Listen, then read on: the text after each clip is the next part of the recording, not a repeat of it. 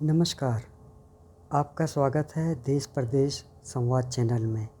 आज हम बात करेंगे पाकिस्तानी डीप स्टेट की और उसके द्वारा रची गई साजिश के बारे में, जिसमें कि वो हाइब्रिड टेररिस्ट के थ्रू जम्मू एवं कश्मीर में आतंक की एक नई लहर पैदा करने की कोशिश कर रहा है। जम्मू एवं कश्मीर में हाइब्रिड टेररिस्ट और ओवरग्राउंड वर्कर्स की मिलीभगत से आतंकवादी घटनाओं में आ रही तेज़ी की तरफ पूरे देश का ध्यान आकर्षित हुआ है। स्थानीय प्रशासन, खुफिया विभागों और सुरक्षा बलों के लिए इन हाइब्रिड टेररिस्ट की वजह से एक नई चुनौती खड़ी हो गई है।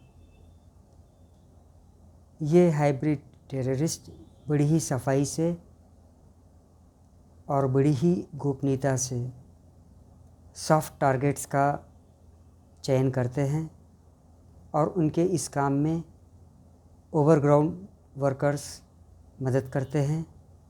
ये OGW बड़ी ही सफाई से सॉफ्ट टारगेट्स का रेकी करते हैं और उसके बारे में हाइब्रिड टेररिस्ट को बता देते हैं, और ये हाइब्रिड टेररिस्ट पैसों की खातिर इस आतंकवादी घटना को अंजाम दे देते हैं। हाँ, ये बात ज़रूर है कि जिहाद के नाम पर कुछ गुमराह युवक भी इन टेररिस्ट के साथ में एक्टिवली जो है इंगेज पाए गए हैं। इन हाइब्रिड टेररिस्ट के निशाने पर सरकारी कर्मचारी, शिक्षक, बैंक मैनेजर, ऑफ ड्यूटी पुलिसकर्मी और प्रवासी दिहाड़ी मजदूर हैं।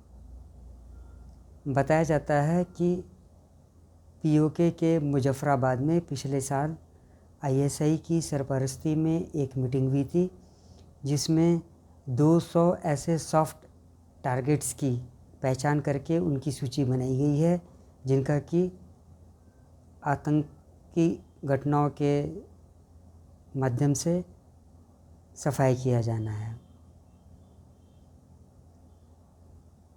ऑफ ड्यूटी पुलिसकर्मियों को इसलिए निशाना बनाया जा रहा है क्योंकि उनके पास में आतंकवादियों की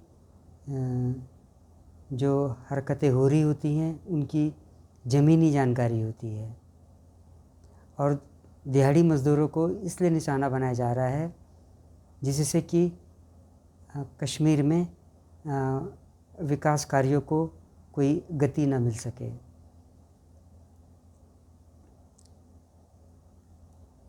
हाइब्रिड टेररिज्म जम्मू एवं कश्मीर में इन आतंकवादियों के लिए एक पार्ट टाइम काम बन गया है। अपने टारगेट को हिट करने के बाद ये रोज़मर्रा के अपने दिनचर्या में शामिल हो जाते हैं।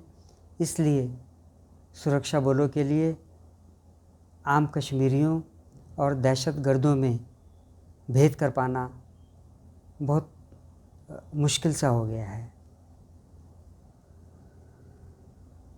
जम्मू एवं कश्मीर में आतंकवादी खुलेआम ये कहते फिर रहे हैं कि कश्मीर घाटी में जनसांख्यिकी बदलाव, डेमोग्राफिक चेंजेस नहीं होने देंगे।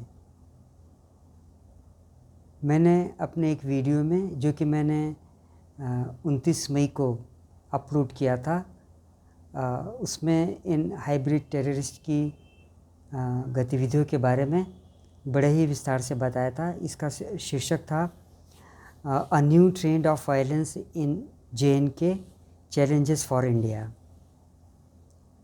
धारा 370 हटने के बाद वक्त बदल गया है, साथ ही साथ पटकथा भी बदल गई है। अब सीमा पार करके हथियार चलाने की ट्रेनिंग पीओके में जाकर के प्राप्त करना स्थानीय आतंकवादियों के लिए संभव नहीं रहा है।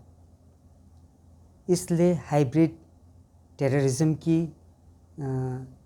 ये जो नीति है आईएसआई की सरपरस्ती में अपनाई जा रही है। और इन आतंकवादियों को क्योंकि हथियार चलाने की ट्रेनिंग नहीं मिल पा रही है, इसलिए अब AK-47 की जगह रिवॉल्वर और पिस्तौल दे दी गई है। और OGW के सहयोग से जब एक सॉफ्ट टारगेट को आइडेंटिफाई कर लिया जाता है तो उसको बहुत ही क्लोज रेंज से गोली मार दी जाती है।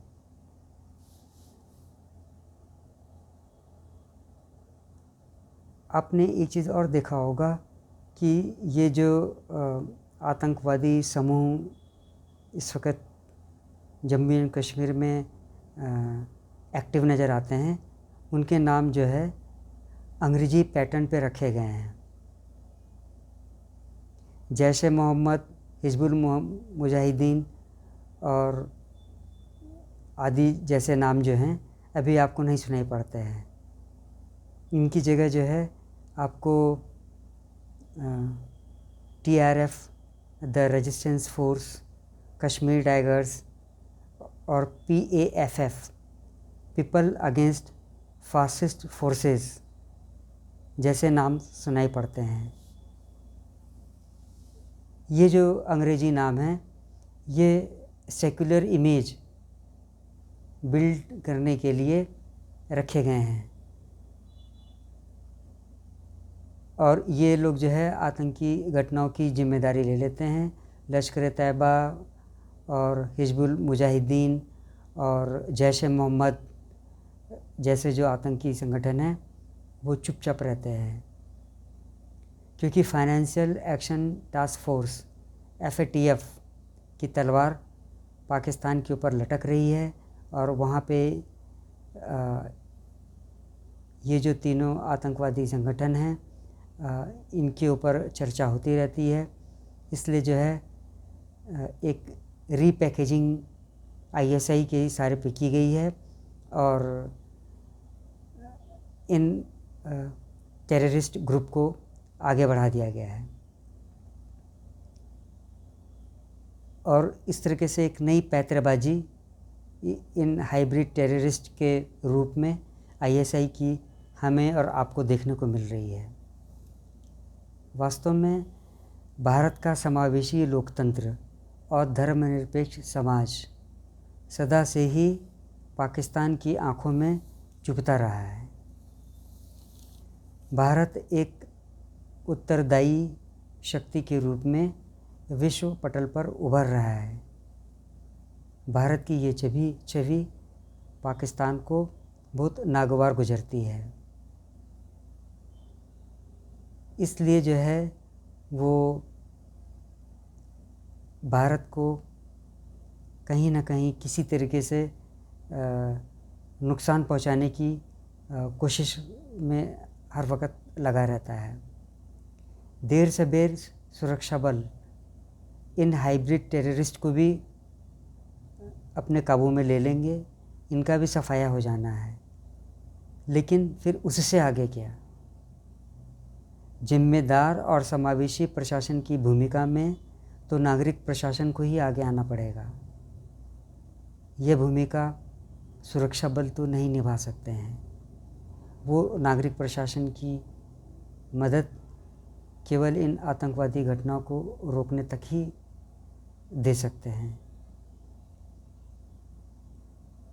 आगे कैसे इन आतंकवादी गतिविधियों को जम्मू एंड कश्मीर में नियंत्रित किया जाएगा, ये तो भविष्य ही बताएगा। आज के इस अंक में बस इतना ही।